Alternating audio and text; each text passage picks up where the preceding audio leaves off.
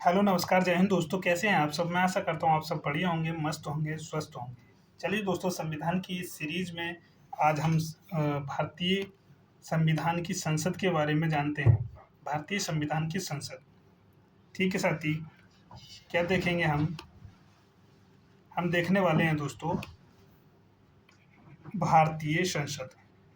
भारतीय संसद दोस्तों, ये विश्व के सबसे बड़े लोकतंत्र की संरचना, शक्ति और संतुलन का विश्लेषण है। विश्व के सबसे बड़ा लोकतंत्र दोस्तों, आज हिंदुस्तान की जो जनसंख्या है चाइना से भी ज़्यादा हो चुकी है दोस्तों। विश्व का सबसे बड़ा लोकतंत्र, सबसे ज़्यादा जनसंख्या वाला देश है, उसे चलाती है दोस्तों। इसके बारे में आज जानने वाले हैं। चलिए मेरे साथी आगे बढ़ते हैं और जानेंगे इसके बारे में।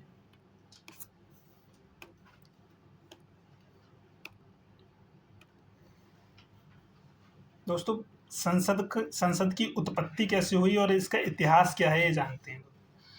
संसद संसद इसका जो मूल शब्द है संसद, ये इंग्लिश में से दोस्तों पार्लियामेंट बोलते हैं। पार्लियामेंट ये फ्रांस से लिया गया है। कहाँ से लिया गया है दोस्तों? फ्रांस से लिया गया है।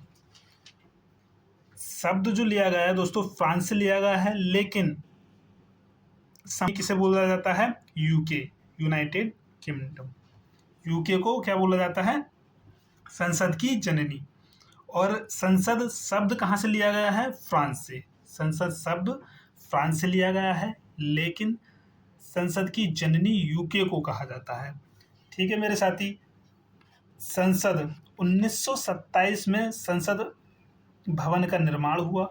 किस में हुआ? 1927 में संसद भवन का निर्माण हुआ। 1927 में संसद भवन का निर्माण हुआ मेरे साथी। और इसका निर्माण किसने किया? एक वास्तुकार हैं दोस्तों, आर्किटेक्ट, वास्तुकार हैं, जिनका नाम है एडविन लुटियंस। एडविन लुटियंस किसने किया था संसद भवन का निर्माण? एडविन लुटियंस ने। किस सन में हुआ था दोस्तों? 1927 में संसद भवन का निर्माण हुआ था। किसने किया था? Edwin Lutyens. ठीक है साथी। संसद शब्द कहाँ से अपनाया गया है? फ्रांस से। और संसद की जननी जो कहा जाता है वो किसे कहा जाता है? यूके को। ठीक है मेरे साथी, चलिए आगे बढ़ते हैं।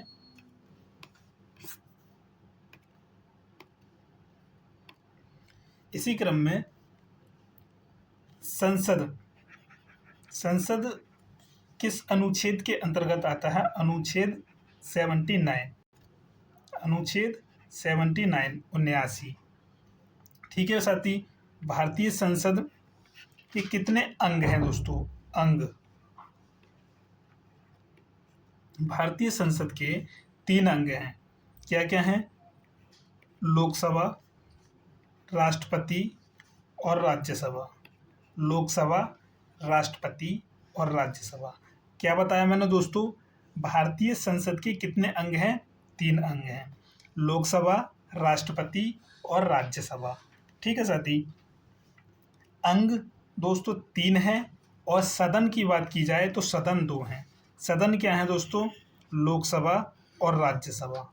लोकसभा और राज्यसभा क्या है? सदन है। आपसे पूछा जाएगा कि कितने सदन हैं, तो 2, लोकसभा और राज्यसभा।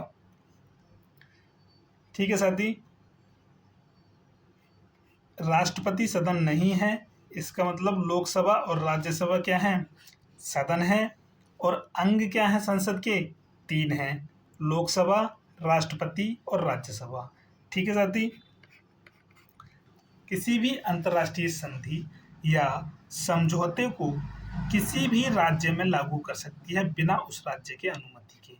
संसद की ये शक्ति है दोस्तों। संसद किसी भी अंतर्राष्ट्रीय संधि या समझौते को किसी भी राज्य में लागू कर सकती है बिना उस राज्य के अनुमति के। ठीक है मेरे साथी, आगे चलते हैं।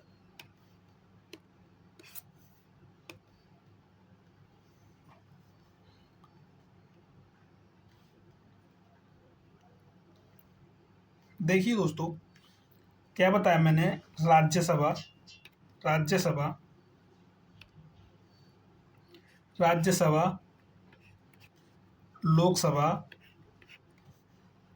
और ये दोस्तों सेंट्रल हॉल।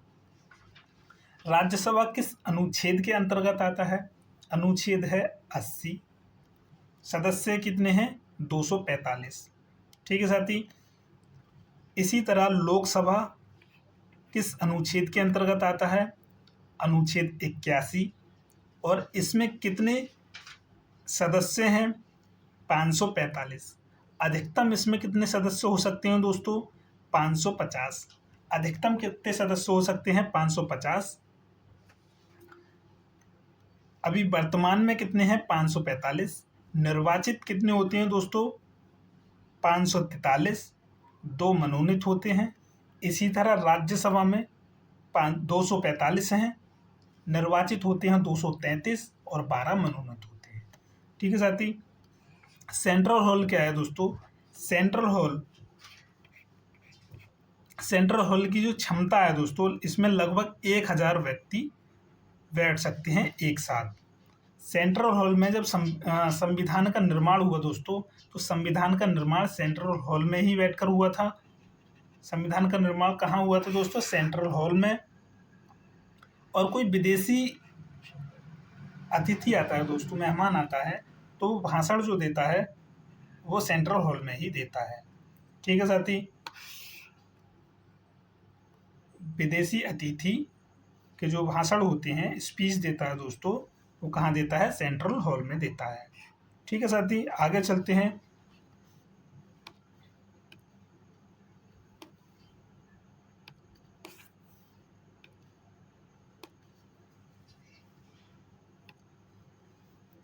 चलिए साथी, अब राज्यसभा को जानते हैं। राज्यसभा जैसे कि मैंने आपको बताया कि अनुच्छेद 80 के अंतर्गत आता है। अनुच्छेद 80 के अंतर्गत। ठीक है साथी। इसमें जो प्रथम बैठक जो हुई थी वो 3 अप्रैल 1952 में हुई थी और इसका जो मूल नाम था काउंसिल ऑफ स्टेट। इसे क्या कहा जाता था? काउंसिल ऑफ स्टेट कहा जाता था। अब वर्तमान में क्या कहा जाता है? राज्यसभा। ठीक है साथी। 3 अगस्त 1954 को इसका नाम बदलकर क्या कर दिया गया? राज्यसभा कर दिया गया। पहले क्या कहा जाता था? Council of state. ठीक है साथी। किस अनुच्छेद के अंतर्गत आता है? अनुच्छेद 80। इसमें अधिकतम कितने सदस्य होते हैं? 250। अधिकतम कितने सदस्य होते हैं? 250। वर्तमान में कितने हैं दोस्तों? वर्तमान में है 245। इसका कारण क्या है दोस्तों 245 होने का? अधिकतम कितने हो सकते हैं? 250। वर्तमान में है 245। कारण है पीओके पर दोस्तों, जम्मू कश्मीर का जो हिस्सा है पीओके, पाक ऑक्युपाइड कश्मीर, पाक अधिकृत कश्मीर, पाकिस्तान के कब्जे के कारण 5 सीट रिक्त हैं। जो पीओके का क्षेत्र है दोस्तों, इस पे पाकिस्तान का कब्जा है, इस कारण जो 5 सीटें रिक्त हैं। तो अधिकतम कितनी सीटें हैं दोस्तों? सदस्य हैं हो सकते हैं 250, लेकिन वर्तमान में 245 हैं। जो 5 सीटें हैं दोस्तों, वो क्षेत्र है 5 सीटों का, वो पीओके है, जो पाकिस्तान के कब्जे में है वर्तमान में। ठीक है साथी। अधिकतम कितने निर्वाचित होते हैं? 233 सदस्य निर्वाचित होते हैं राज्य से। ठीक है साथी। और 12 सदस्य क्या होता है? मनोनीत किए जाते हैं। 12 सदस्य मनोनीत किए जाते हैं। ठीक है। और जो 12 सदस्य मनोनीत किए जाते हैं वो विज्ञान, कला और साहित्य के क्षेत्र से मनोनीत किए जाते हैं। ठीक है साथी, आगे चलते हैं।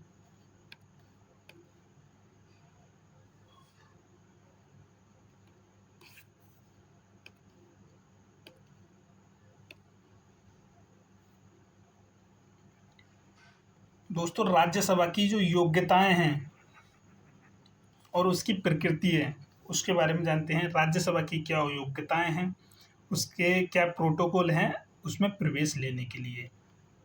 पहला है दोस्तों, भारत का नागरिक हो। जो भी व्यक्ति राज्यसभा का सदस्य बनेगा वो भारत का नागरिक हो। कम से कम 30 वर्ष आयु का हो, कम से कम 30 वर्ष आयु का हो और भारत का नागरिक हो। ठीक है, पागल या दिवालिया ना हो, पागल या दिवालिया ना हो, किसी भी लाभ के पद पर ना हो, किसी भी लाभ के पद पर ना हो। ठीक है साथी, यानी किसी भी सरकारी या सरकारी जॉब पर ना हो। ठीक है साथी, राजनीतिक जो पद होते हैं वो लाभ के पद नहीं होते हैं। ठीक है साथी, इसकी जो आयु बताई थी 30 वर्ष, 30 वर्ष है, इसी कारण इस सदन को दोस्तों वृद्धों का सदन कहा जाता है, वृद्धों का सदन कहा जाता है। और जो लोकसभा होती है, लोकसभा में जो आयु होती है दोस्तों वो 25 वर्ष की होती है, इसी कारण लोकसभा को युवाओं का सदन कहा जाता है। ठीक है साथी, इसी प्रकार सदन की प्रकृति क्या होती है, इसे राज्यसभा को तो वृद्धों का सदन कहा जाता है। इसमें दोस्तों शिक्षितों तथा वृद्धों का सदन कहा जाता है। इसका प्रतिनिधित्व जो होता है दोस्तों ये अप्रत्यक्ष मतदान का होता है, मतदान होता है दोस्तों इसका। इसमें डायरेक्ट जनता वोट नहीं करती है, इनडायरेक्ट करती है, जनता द्वारा चुने गए लोग करते हैं इसका। ठीक है साथी, किसी भी राज्य का व्यक्ति किसी भी राज्य से राज्यसभा का चुनाव लड़ सकता है, तो दोस्तों वो किसी भी दूसरे राज्य से चुनाव लड़ सकता है। उदाहरण के लिए जैसे मनमोहन सिंह दोस्तों, इन्होंने असम से चुनाव लड़ा था, मनमोहन सिंह असम से चुनाव लड़ा था। ठीक है मेरे साथी, आगे चलते हैं।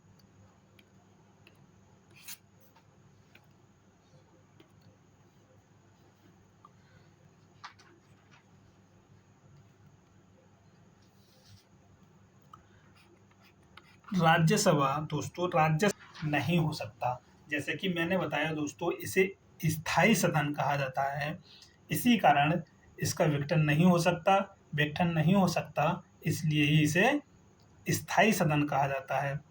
राज्यसभा का कभी भी विघटन नहीं हो सकता, यह एक स्थायी सदन है, इसे उच्च सदन बोलते हैं दोस्तों। राज्यसभा को उच्च सदन बोलते हैं और लोकसभा को निम्न सदन बोलते हैं। इसका जो कार्यकाल होता है दोस्तों 6 वर्ष का कार्यकाल होता है। राज्यसभा का कार्यकाल कितने वर्ष का होता है, 6 वर्ष का होता है, और लोकसभा का जो कार्यकाल होता है वो 5 वर्ष का होता है। ठीक है साथी, राज्यसभा का कार्यकाल 6 वर्ष का होता है। और ये विघटित क्यों नहीं हो सकती, इसका विघटन क्यों नहीं हो सकता दोस्तों, हर 2 साल में इसके 1/3 सदस्य निर्वाचित किए जाते हैं और 1/3 सदस्य रिटायर हो जाते हैं। ठीक है साथी, जैसे एग्जाम्पल के लिए दोस्तों 2010 में 1/3 सदस्य रिटायर हुए होंगे और 1/3 सदस्य उसमें नए आए होंगे। इसी तरह इसका 2012 में हुए थे, 2012 के बाद 2014 में हुए थे, 16 में हुए, 18 में हुए, 20 में हुए, ये चक्र दोस्तों चलता रहता है। इसी कारण इसका विघटन नहीं होता है, इसलिए इसे ही स्थायी सदन कहा जाता है, क्योंकि इसका विघटन नहीं होता है। ठीक है साथी, हर 2 वर्ष में कितने सदस्यों का निर्वाचन होता है, 1/3 सदस्यों का निर्वाचन होता है। कितने वर्ष के बाद, 2 वर्ष के बाद। इसका कार्यकाल कितना है, 6 वर्ष का, कार्यकाल 6 वर्ष का याद रखना है दोस्तों। बाकी लगभग 5 वर्ष के होते हैं सब में, इसमें 6 वर्ष का है, तो ये पॉइंट इम्पोर्टेंट बन जाता है इसी।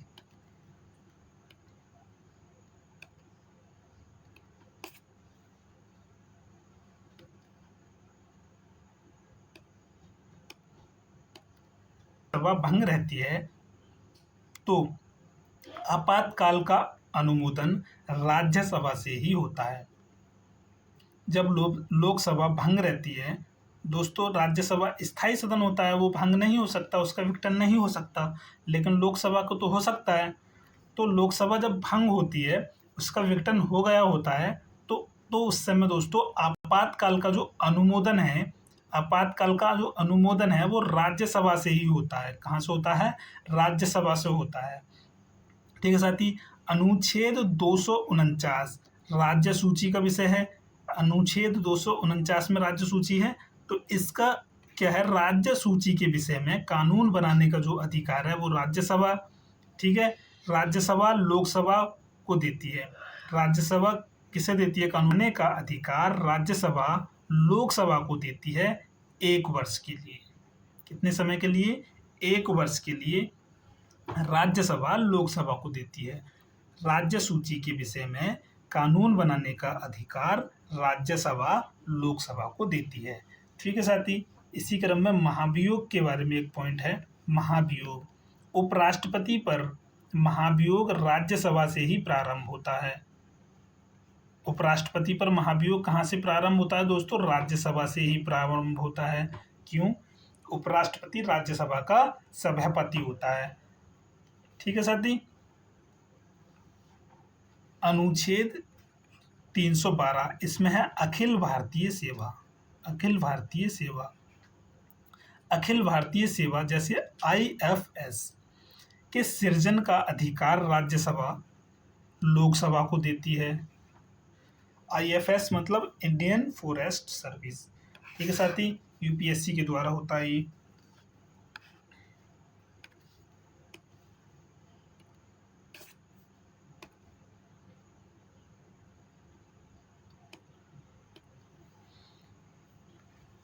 राज्यसभा की दोस्तों क्या क्या सीमाएं हैं, इसकी कमजोरियां हैं, राज्यसभा की क्या क्या कमजोरियां हैं। राज्यसभा की कमजोरियों के बारे में जानते हैं। धन विधेयक, मनी बिल। धन विधेयक दोस्तों, बजट हमेशा लोकसभा में प्रस्तुत होता है। बजट हमेशा लोकसभा में प्रस्तुत होता है। राज्यसभा इसे 14 दिन से अधिक नहीं रोक सकती। 14 दिन तक रोक सकती है, 14 दिन से अधिक नहीं रोक सकती। किसे? धन विधेयक को। बजट हमेशा लोकसभा में प्रस्तुत होता है दोस्तों, इसे 14 दिन से अधिक नहीं रोक सकती। ये इसकी कमजोरी है, सीमाएं हैं दोस्तों। नेक्स्ट है, राज्यसभा के बहुमत के आधार पर प्रधानमंत्री नहीं बनता है। राज्यसभा के बहुमत के आधार पर प्रधानमंत्री नहीं बनता है। प्रधानमंत्री किसके बहुमत पर बनता है दोस्तों? लोकसभा के बहुमत पर। राज्यसभा के बहुमत पर नहीं बनता है। इसी क्रम में आगे चलते हैं दोस्तों। मंत्रिपरिषद की जवाबदेही। मंत्रिपरिषद राज्यसभा के प्रति उत्तरदायी नहीं होता है। सदन में मंत्री नहीं बैठते, यानी राज्यसभा में मंत्री नहीं बैठते। मंत्रिपरिषद राज्यसभा के प्रति उत्तरदायी नहीं होता है। ये लाइन दोस्तों याद रखनी है, मंत्रिपरिषद राज्यसभा के प्रति उत्तरदायी नहीं होता है। ठीक है साथी, आगे चलते हैं। संयुक्त अधिवेशन। संयुक्त अधिवेशन, विवाद होने पर संयुक्त अधिवेशन में लोकसभा का संख्या बल अधिक होता है। दोस्तों लोकसभा में जो सीटें हैं अधिकतम 550 हैं, लेकिन वर्तमान में 545 हैं, और राज्यसभा में 250, वर्तमान में 245 हैं। तो दोस्तों लोकसभा की जो संख्या बल है वो अधिक है और राज्यसभा का संख्या बल कम है। इस कारण विवाद होने पर संयुक्त अधिवेशन में लोकसभा का संख्या बल अधिक होता है, जिससे विधेयक लोकसभा की इच्छानुसार पारित होता है। कोई भी विधेयक है लोकसभा की इच्छानुसार पारित हो जाता है, राज्यसभा की इच्छानुसार पारित नहीं होता है, क्योंकि उसमें सदस्यों की संख्या कम है दोस्तों। चलिए दोस्तों, आज के लिए इतना ही। राज्यसभा समाप्त होता है और नेक्स्ट वीडियो में पढ़ेंगे हम लोकसभा। नेक्स्ट वीडियो में जानेंगे दोस्तों लोकसभा के बारे में। आज के लिए ही इतना ही। हंसते रहिए, मुस्कुराते रहिए, मस्त रहिए। एक शिक्षित सुंदर भारत के निर्माण में मेरा साथी बनिए दोस्तों, और चैनल को सब्सक्राइब कीजिएगा।